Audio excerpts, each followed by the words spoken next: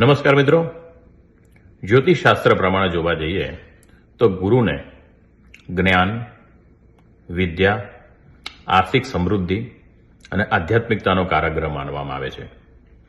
આપણી કુંડળીમાં જો ગુરુ મજબૂત હોય તો ખાસ કરીને એજ્યુકેશન બાબતે, નોલેજ બાબતે અને સ્પિરિચ્યુઅલ પ્રોસ્પેરિટીમાં ખૂબ બેનિફિટ થતો હોય છે.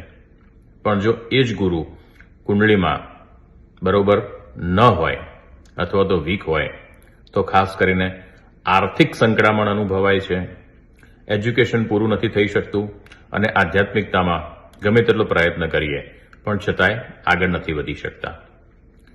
આવા સમયે શું કરવું? ગુરુનો તંત્રોક્ત મંત્ર છે ઓમ ગ્રામ ગ્રીમ ગ્રોમ સહ ગુરુવે નમઃ. આ મંત્રના 19,000 જપ કરવા જોઈએ. ગુરુનું નંગ પોખરાજ તે ધારણ કરવું જોઈએ અને ગુરુના યંત્રની પૂજા કરવી જોઈએ. તે સાથે સાથે બે બાબત એવી છે, એક આર્થિક અને બીજું એજ્યુકેશન. હ્રીમ મંત્ર, જો હ્રીમ મંત્ર કરવામાં આવે તો નાના છોકરાઓ માટે કે જે લોકો ભણતા હોય છે તેમને ખૂબ બેનિફિટ થતો હોય છે, કારણ કે જ્ઞાનની વૃદ્ધિનો કારકગ્રહ કહેલો છે.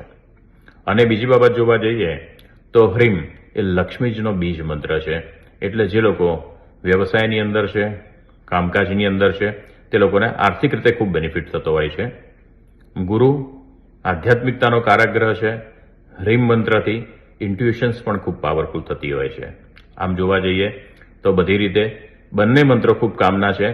તંત્રોક્ત મંત્ર જીવનની અંદર ખૂબ કામમાં આવે છે, પણ જો પર્ટિક્યુલર કંઈ જોઈતું હોય તો હ્રીમ મંત્રનો પ્રયોગ કરી અને ગુરુના કોઈ પણ દોષ દૂર કરી શકાય છે.